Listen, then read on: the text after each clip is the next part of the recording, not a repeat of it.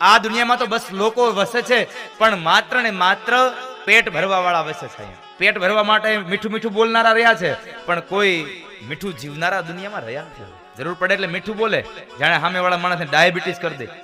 આપણને એમ થાય હાલો આપણે આજને આજ મપાઈ આવી, વધી નથી ગઈ ને. પણ એ આપણને પછી ખબર પડે આ તો ખાલી કહેવાની સુગર હતી. અને આ દુનિયામાં સાહેબ એવું જ થયું છે ને. જુઓ તમે ત્યારે માણસ, હું તો વારંવાર આ વાત કહેતો રહું છું, માણસના શરીરમાં સુગર વધી ગઈ, માણસના શરીરમાં સુગર વધી ગઈ, પણ જીભમાં મીઠાશ ઘટી ગઈ, ભાવમાં મીઠાશ જતી રહી છે. જેટલી શરીરમાં સુગર વધે છે ને એટલી જો જીભમાં વધી જાય ને, આ દુનિયામાં કોઈ દિવસ સાહેબ ક્યારેય ક્લેશ ન થાય, ક્યારેય કોઈ જાતનો કંકાસ ન થાય ઘરમાં. માણસની વાણી જ કઠોર બનતી જાય છે, જીભમાં મીઠાશ લાવે છે.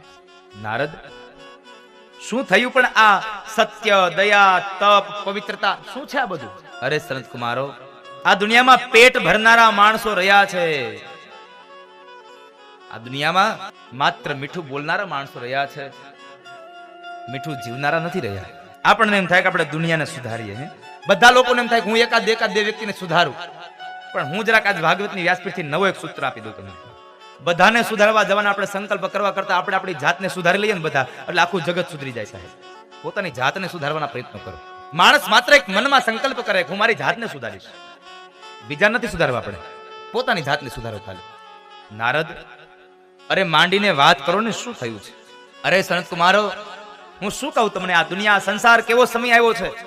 દીકરીનો બાપ દીકરીને વેચે છે. કન્યા વિક્રીયણ, વિક્રય કહે છે, એટલે કે દહેજ લે છે. દહેજ લઈને દીકરીને વેચે છે. દીકરીને વેચનારા રહ્યા છે.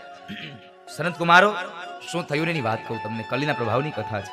હું જ્યારે યમુનાના તટ ઉપર ચાલ્યો જતો હતો ને, અન્ય ક્ષેત્રમાં ફરતા ફરતા હું બરાબર યમુનાના તટ ઉપર ચાલ્યો જતો હતો ને એ સમયે એક યુવાન સ્ત્રીએ મને પ્રાર્થના કરી. નારદજી નીકળ્યા છે ને યમુનાના કિનારે એક યુવાન સ્ત્રી બેઠી છે અને એના ખોળાની અંદર બે વૃદ્ધ પુરુષો મસ્તક રાખીને સુતા છે અને યુવાન સ્ત્રી રડે છે. એટલે કોઈ સાધુ નીકળ્યા, એટલે સાધુ નીકળતાની સાથે એને થયું કે લાવ આ સાધુને મારી પ્રાર્થના કરું ને તો કદાચ મારું દુઃખ મટી જાય, મને મારું દુઃખ મટે. બે હાથ જોડી અને પેલી યુવાન સ્ત્રી પ્રાર્થના કરે, હે સાધુ આપ થોભી જાવ એક ક્ષણ માટે. ભો સાધુ ક્ષણમ તિષ્ઠ. હે સાધુ એક ક્ષણ માટે આપ રોકાઈ જાઓ. શા માટે? મત ચિંતા મપી નાશય, મારી ચિંતાઓને દૂર કરો તમે, રોકાઈ જાય. નારદના પગ સ્તંભી ગયા છે અને સાધુ સાહેબ એ જ છે. બીજાનું દુઃખ જોઈ અને જે દ્રવી જાય એ આ જગતનો સાધુ છે. સાધુનો અર્થ એવો ન લેશો કે ભગવા કપડા પહેરવા એ સાધુ છે.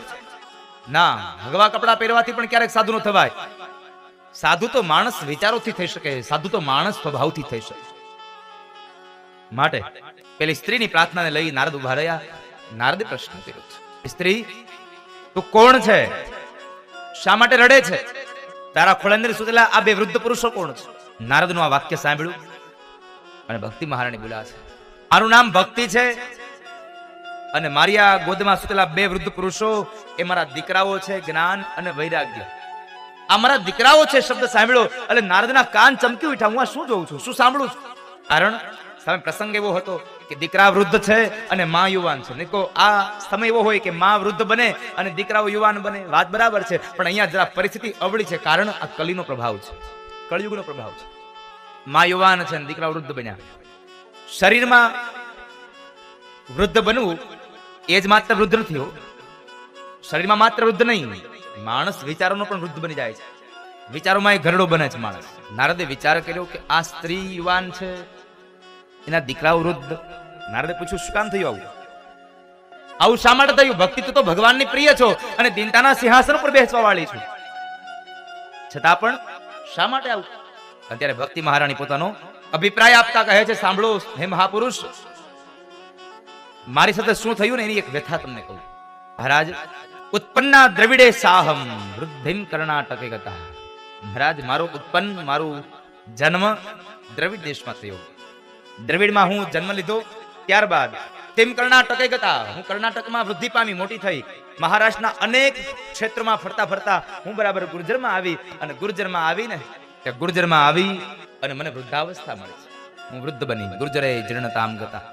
પણ એ ગુર્જરના ક્ષેત્રમાં હું ફરતા ફરતા બરાબર યમુનાના કિનારે આવી અને મેં યમુનાના જળની અંદર સ્નાન કર્યું ને તો સ્નાન કરતા સાથે મને મારું યૌવન મળ્યું. પણ મારા બે દીકરાઓ હજી વૃદ્ધ રહ્યા છે, જ્ઞાન અને વૈરાગ્ય વૃદ્ધ રહ્યા છે. જ્ઞાન વૈરાગ્ય વૃદ્ધ રહ્યા. માટે મહારાજ, મારી ચિંતાનું એક માત્ર ને માત્ર કારણ છે, મારા દીકરાઓ બે આળસ મરડીને સૂઈ ગયા છે, તમે એને જગાડો, તમે એને જાગૃત કરો અને ઉઠાડો.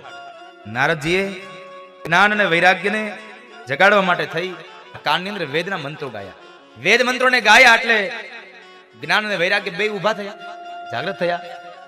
ઉભા થયા પણ નારદ હજી કઈ બોલે ને ત્યારે પેલા આળસ મરડીને સૂઈ ગયા. અને આ દુનિયામાં આધ્યાત્મિક અર્થમાં આવું છે સાહેબ, આ દુનિયામાં દરેક માણસ પાસે જ્ઞાન અને વૈરાગ્ય સમાયું છે, પણ આપણને આળસ જેટલી ચડે છે એટલે જ્ઞાન અને વૈરાગ્ય જાગતા જ નથી. કથામાં આવીએ ને તો ઘડીકમાં તો આપણને એને ઉધામું મંડે ચડવા, અને અહીંયા આવ્યા પછી જ નીંદર આવે.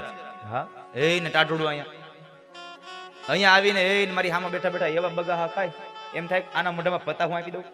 હા, આજનો દિવસ કદાચ પહેલો દિવસ છે ને તમને થાક લાગ્યો હોય બરાબર છે, પણ કાલથી બગાહા ખાવાની મનાય છે. તમને ભૂખ લાગે ને તો રસોડે જઈને એકાદો લાડવો ખાઈ આવીએ, પણ અહીંયા બગાહા મહેરબાની કરીને કોઈ ખાતા નહીં.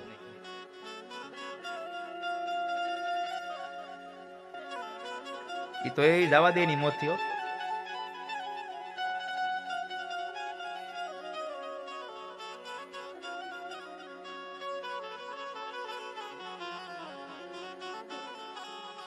જ્ઞાન ને વૈરાગ્ય તમારી અંદર પડ્યા છે, પણ જ્ઞાન અને વૈરાગ્યને જાગૃત કરવાની જવાબદારી આપણી છે. જ્ઞાન અને વૈરાગ્યને જાગૃત કરવા જોઈએ.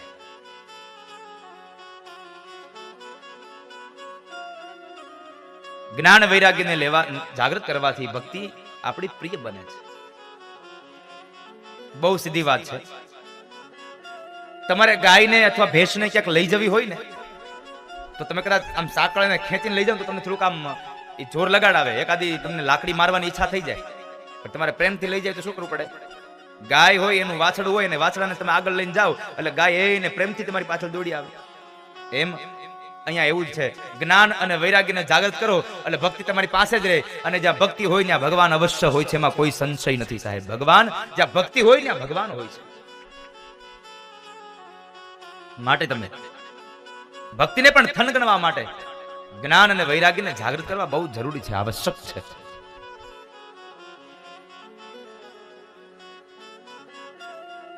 મહારાજ, મારા બે દીકરાઓને જગાડો.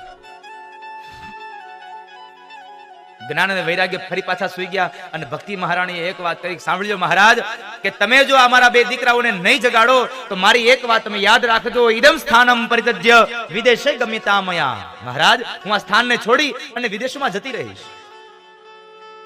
માટે આપણે પ્રાર્થના કરી મારા બે બાળકોને જગાડો. નારદ કહે છે, જેના કાનની અંદર વેદ ગાયા, મંત્રો ગાયા, અને છતાં જો ન જાગે તો હવે મારે એને શું કરવું? એટલે હે સંત કુમારો, મારા મૂંઝવણનો મૂળ પ્રશ્ન છે કે વેદના મંત્રો ગાવાથી પણ જો કોઈ ન જાગે તો મારે એને કેમ જગાડવું? આ જગાડવાની વાત એટલે યાદ રાખજો, આ પથારીમાં હૂતો હોય એને જગાડવાની વાત નથી. જે માણસ જીવનમાં જ્ઞાનમાંથી મનથી સૂઈ ગયો છે, વિચારોનો સૂઈ ગયેલો માણસ છે, આ વિચારોના જે માણસ સૂઈ ગયેલા છે એને જગાડવા માટેનું કારણ કયું? તો કહે છે, વિચારોમાં જે સૂઈ ગયો છે માણસ, જે વિચારી નથી શકતો, એને જગાડવા માટેનું માત્ર ને માત્ર કોઈ શ્રેષ્ઠ સાધન હોય તો એ શ્રીમદ ભાગવત છે, વેદ નહીં.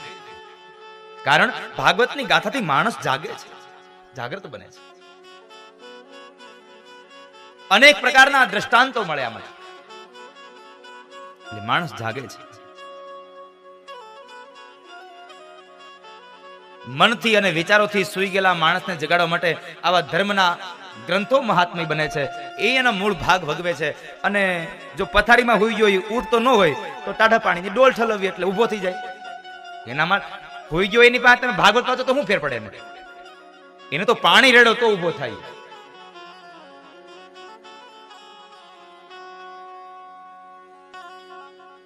આ જીવનમાં પણ સાહેબ આવું જ થાય છે. ત્રણ વસ્તુ લેવી: પાણી, સાબુ અને ધોકો. પાણી, સાબુ અને ધોકો. જ્ઞાનનું પાણી લેવું, ભક્તિ રૂપી સાબુ લેવો અને વૈરાગ્ય રૂપી ધોકો લેવો. એનાથી આપણા જીવનની આળસ દૂર કરવી. આળસ દૂર નહીં કરો ત્યાં સુધી ક્યારેય તમે આમ આનંદની અનુભૂતિ નહીં કરી શકો. અને આ દુનિયામાં તો આળસુ બની ગયો. માણસ આળસુ બન્યો, માણસ કપટી બન્યો, માણસ ક્રોધી બન્યો. ઈ અહીંયા બેઠો હોય અને તોય બાજુવાળાને કે જાતો એટલે પાણી ભરતો હોય તો ઈ બાજુવાળાને ચીને કે ઈ આમ ધાયલો જતો હોય ને ત્યાં બીજા કોઈને પાણી આપવા જોઈએ, એક ગ્લાસ ભરતો હોય તો ઈ એને ચીંધે. આ માણસ આળસ આપણામાં ઘર કરી ગયો છે.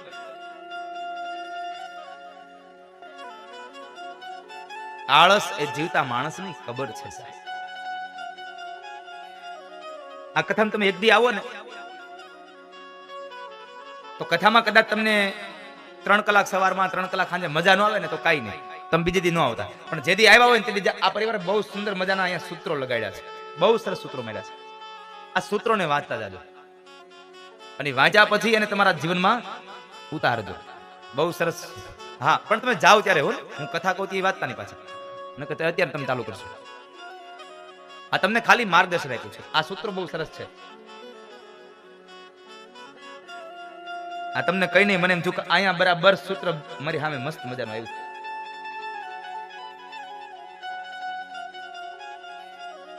મેં તમને જે વાત કરી ને સૂત્રની એ અત્યારે મારે તમને થોડીક વહેલી કહેવાય ગઈ. અહીંયા બહુ સરસ લખ્યું, સમય કરતા વહેલું બોલાઈ જાય ને, સમય કરતા વહેલું બોલાયેલું સત્ય પણ જોખમી હોય છે. આ મારે તમને સાંજે 6 વાગે કહેવાનું હતું, જ્યારે હું વ્યાસપીઠથી રજા લેતો ને તઈ. પછી તમે વાંચો તો વાંધો નહીં. હવે તમારી નજર વારા ઘડી એક પછી એક ઉપર આમ જાય.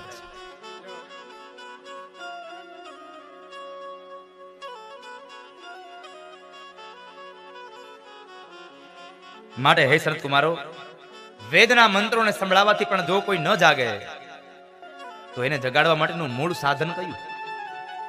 અને ત્યારે શરદ કુમારો બોલ્યા છે કે નારદ, આ તમારો પ્રશ્ન તો હાવ ઈઝી છે, એકદમ નોર્મલ છે. આમાં ચિંતાની જરાય જરૂર નથી. આળસ મરડીને સૂઈ ગયેલા માણસને જગાડવા માટે, જીવાત્માને જગાડવા માટે જ્યારે વેદ કામ ન કરે, કોઈ ગ્રંથો કામ ન કરે, ત્યારે માત્ર એક વસ્તુ છે, એના માટે નામ સંકીર્તન. એટલે તો આપણે કથા કરો ઈ કરે, એને એમ લાગે ને કે હવે આ બધાને ઉધામો ચડ્યો છે એટલે ધૂન ગભરાવે, એટલે નિંદ્ર વહી જાય, આળસ વહી જાય. અને ભગવાન ભાગવતની અંદર મહાત્મામાં કહે પણ ખરા, આ દુનિયામાં તમને તપ કરવામાં જેટલું ફળ નથી મળતું, યોગ કરવામાં એટલે કે ધ્યાનમાં બેસી જવામાં જેટલું તમને ફળ નથી મળતું, યજ્ઞ કરવામાં જેટલું ફળ નથી મળતું, આ બધાયના કરતા વિશેષ ફળ તમને મળે છે માત્ર નામ સંકીર્તનમાં. અને એ પણ તરત.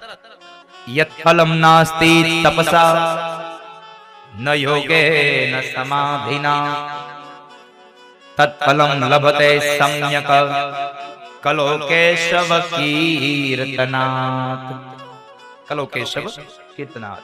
કળયુગમાં ન યોગ, ન સમાધિ, ન ધ્યાન, ન તપ, આમાં કશું ન કરો તો ચાલે, પણ એકમાત્ર નામ લ્યો ને એટલે ભગવાનના નામથી તમને તમારા જીવનમાં રહેલી આળસ, પ્રમાદ, મોહ, માયા આ બધું છૂટી જતું હોય છે સાહેબ, બધું છૂટી જાય.